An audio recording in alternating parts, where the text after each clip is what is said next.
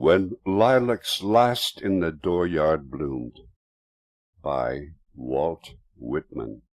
A poem commemorating the death of Abraham Lincoln. When lilacs last in the dooryard bloomed, and the great star early drooped in the western sky in the night, I mourned, and shall yet mourn with every returning spring. Ever-returning spring, Trinity sure to me you bring, lilac blooming perennial and drooping star in the west, and thought of him I love. O powerful western fallen star, O shades of night, O moody, tearful night, O great star disappeared, O the black murk that hides the star. O cruel hands that hold me powerless, O helpless soul of me. O harsh surrounding cloud that will not free my soul.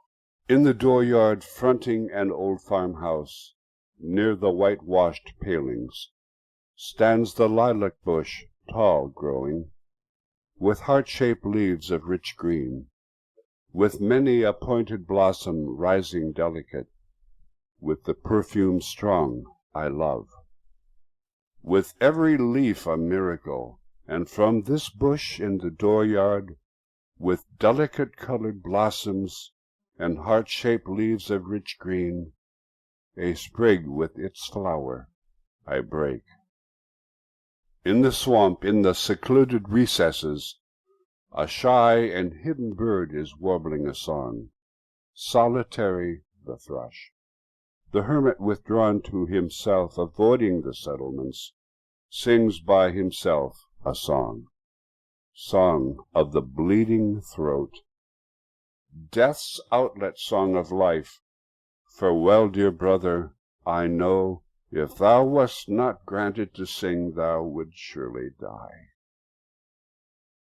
Over the breast of the spring, the land, amid cities, amid lanes, and through old woods, where lately the violets peeped from the ground, spotting the gray debris, amid the grass in the fields, each side of the lanes, passing the endless grass, passing the yellow-speared wheat, every grain from its shroud in the dark brown fields uprisen, passing the apple tree, blows of white and pink in the orchards, carrying a corpse to where it shall rest in the grave. Night and day journeys a coffin that passes through lanes and streets, through day and night, with the great cloud darkening the land, with the pomp of the in-looped flags, with the cities draped in black, with the show of the states themselves as crape-veiled women standing, with processions long and winding, and the flambeaux of the night, with the countless torches lit, with the silent sea of faces, and the unbared heads, with the waiting depot, the arriving coffin, and the somber faces, with dirges through the night, with the thousand voices rising strong and solemn, with all the mournful voices of the dirges poured around the coffin, the dim-lit churches and the shuddering organs, where amid these you journey, with the tolling bells' perpetual clang. Here, coffin that slowly passes, I give you my sprig of lilac. Nor for you, for one alone, blossoms and branches green, to coffins all I bring. For, fresh as the morning, thus would I carol a song for you, O sane and sacred death. All over bouquets of roses, O death, I cover you over with roses and early lilies, but mostly, and now the lilac that blooms the first, copious I break the sprigs from the bushes, with loaded arms I come, pouring for you, and the coffins, all of you, O death.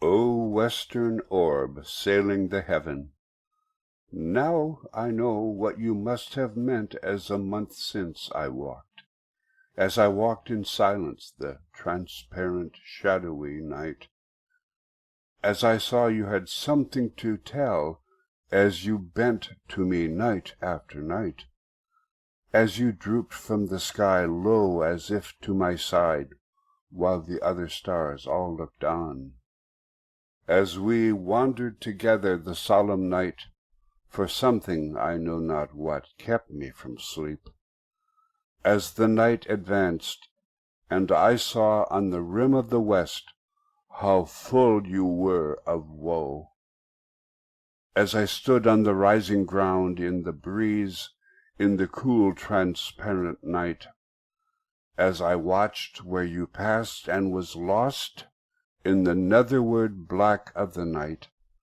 as my soul in its trouble dissatisfied sank, as where you sad orb concluded, dropped in the night, and was gone.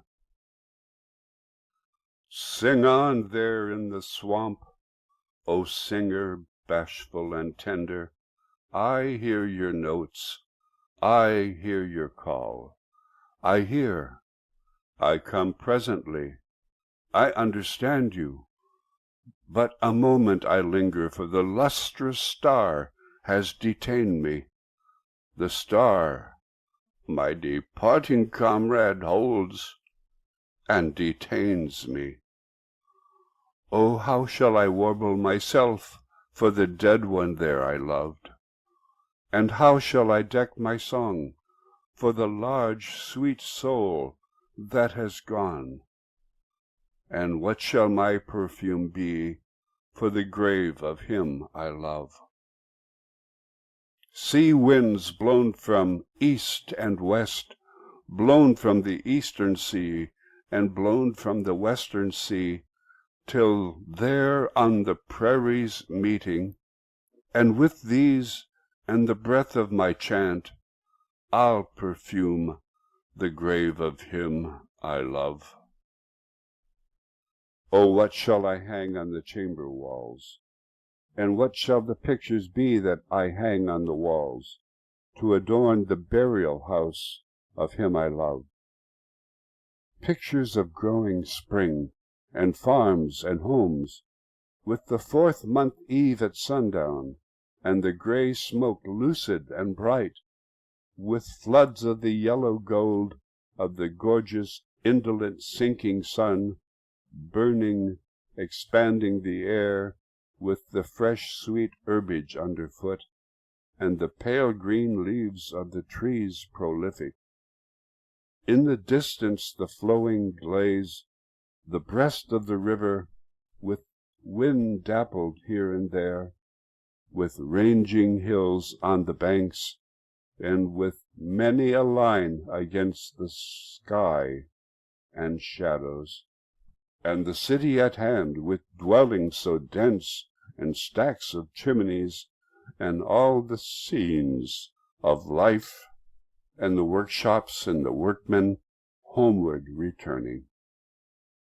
Lo, body and soul, this land, my own Manhattan, with spires and the sparkling and hurrying tides, and the ships, the varied and ample land, the south and the north in the light, Ohio's shores, and flashing Missouri, and ever the far-spreading prairies covered with grass and corn. Lo, the most excellent sun, so calm and haughty, the violet and purple morn, with just felt breezes, the gentle soft-born measureless light, the miracle spreading, bathing all, the full-filled noon, the coming eve delicious, the welcome night and the stars, over my cities shining all, enveloping man and land. Sing on, you gray-brown bird, sing from the swamps, the recesses, pour your chant from the bushes, limitless out of the dusk, out of the cedars and pines. Sing on, dearest brother, warble your reedy song, loud human song, with voice of uttermost woe. O liquid and free and tender, O wild and loose to my soul, O wondrous singer! You only I hear, yet the star holds me, but will soon depart. Yet the lilac with mastering odor holds me. Now, while I sat in the day and looked forth, in the close of the day with its light and the fields of spring, and the farmers preparing their crops, in the large unconscious scenery of my land, with its lakes and forests, in the heavenly aerial beauty, after the perturbed winds and the storms, under the arching heavens of the afternoon, swift passing, and the voices of children and women, the many moving sea tides, and I saw the ships how they sailed, and the summer approaching with richness, and the fields all busy with labor, and the infinite separate houses, how they all went on, each with its meals and minutiae of daily usages, and the streets how their throbbings throbbed, and the cities pent low then and there.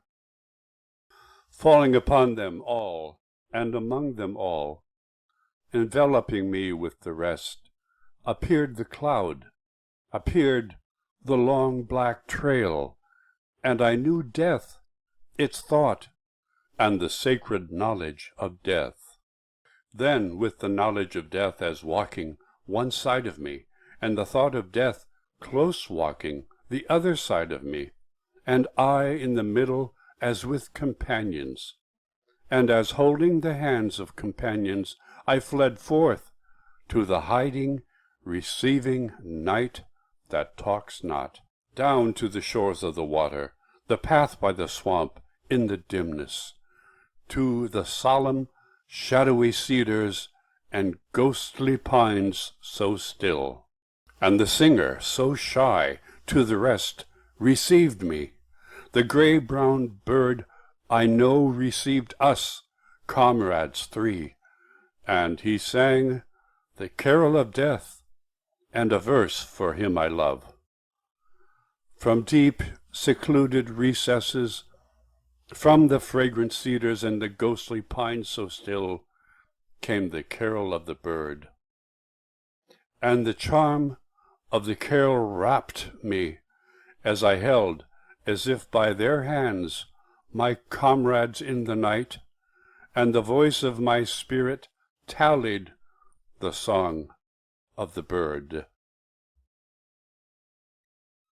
Come, lovely and soothing death, undulate round the world, serenely arriving in the day, in the night, to all, to each, sooner or later, delicate death.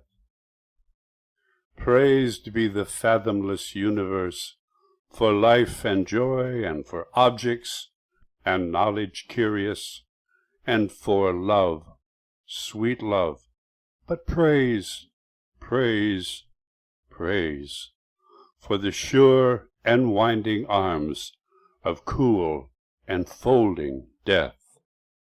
Dark mother, always gliding near with soft feet, have none chanted for thee a chant of fullest welcome? Then I chant it for thee, I glorify thee above all, I bring thee a song, that when thou must indeed come, come unfalteringly, Approach, strong deliveress. When it is so, when thou hast taken them, I joyously sing the dead. Lost in the loving, floating ocean of thee, laved in the flood of thy bliss, O death. From me to thee glad serenades, dances for thee I propose, saluting thee, adornments and feastings for thee, and the sights of the open landscape and the high spread sky are fitting, and life and the fields, and the huge and thoughtful night, the night in silence under many a star, the ocean shore and the husky whispering wave, whose voice I know, and the soul turning to thee, O vast and well-veiled death, and the body gratefully nestling close to thee. Over the treetops I float thee a song, over the rising and sinking waves, over the myriad fields and the prairies wide, over the dense-packed cities and all the teeming wharves and ways, I float this carol with joy to thee, O death. To the tally of my soul, loud and strong, kept up the gray-brown bird, with pure, deliberate notes spreading, filling the night, loud in the pines and cedars dim, clear in the freshness moist and the swamp perfume, and I with my comrades there in the night, while my sight that was bound in my eyes unclosed, as to long panoramas of visions.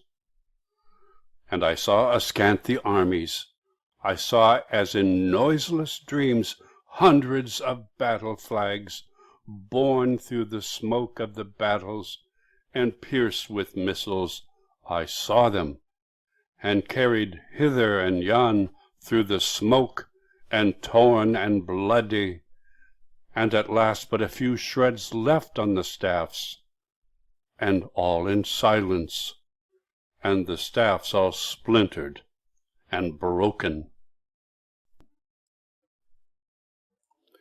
I saw battled corpses, myriads of them, and the white skeletons of young men. I saw them. I saw the debris of all the slain soldiers of the war. And I saw they were not as was thought. They themselves were fully at rest. They suffered not. The living remained and suffered. The mother suffered, and the wife, and the child, and the musing comrade suffered. And the armies that remained suffered.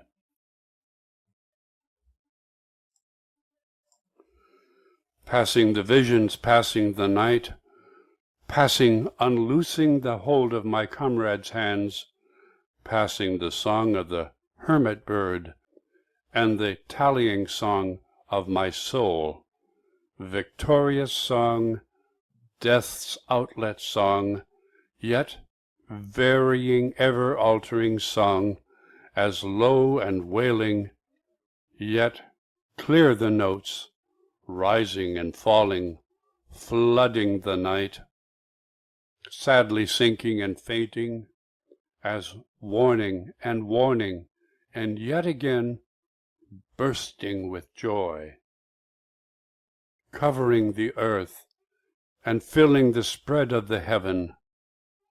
As the powerful psalm in the night I heard from recesses, passing, I leave thee, lilac, with heart-shaped leaves, I leave thee there in the dooryard, blooming, returning with spring. I cease from my song for thee, from my gaze on thee in the west, fronting the west, communing with thee, O comrade lustrous with silver face in the night. Yet each to keep, and all retrievements out of the night the song, the wondrous chant of the gray-brown bird, and the tallying chant, the echo aroused in my soul. With the lustrous and drooping star, with the countenance full of woe, with the holders holding my hand, hearing the call of the bird, comrades mine, and I in the midst, and their memory ever to keep, for the dead I loved so well. For the sweetest, wisest soul of all my days and lands, and this for his dear sake, lilac and star and bird twined with the chant of my soul, there in the fragrant pines and the cedars, dusk and dim.